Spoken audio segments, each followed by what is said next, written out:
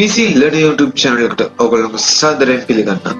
ඔයගොල්ලෝ තාමත් මගේ channel එක subscribe කරලා නැත්නම් අදම subscribe කරන්න. අද අපි කතා කරන්න යන්නේ එකම phone එකකින් WhatsApp දෙකක් හදන හැටි ගැනයි.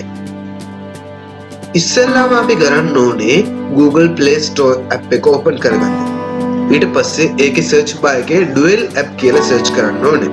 ඇත්තටම අද අපි මේ වැඩේ කරන්න යන්නේ dual app කියන app එක use කරගෙන.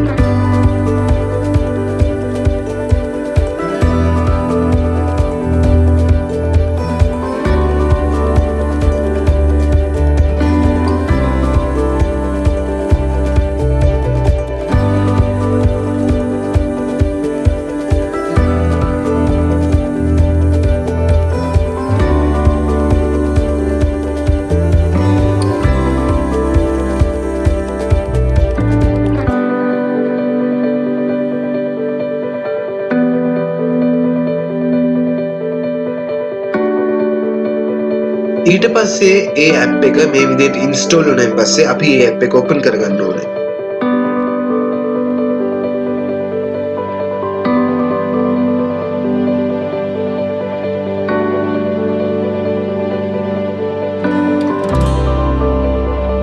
පල්ලෙහා තියෙන plus button එක click කරලා අපි WhatsApp එක තෝරගන්න ඕනේ.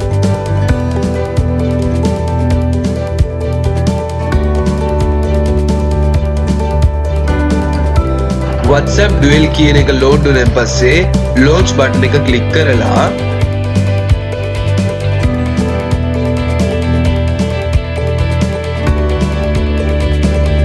අපි අපේ phone number එක verify කරගන්න ඕනේ.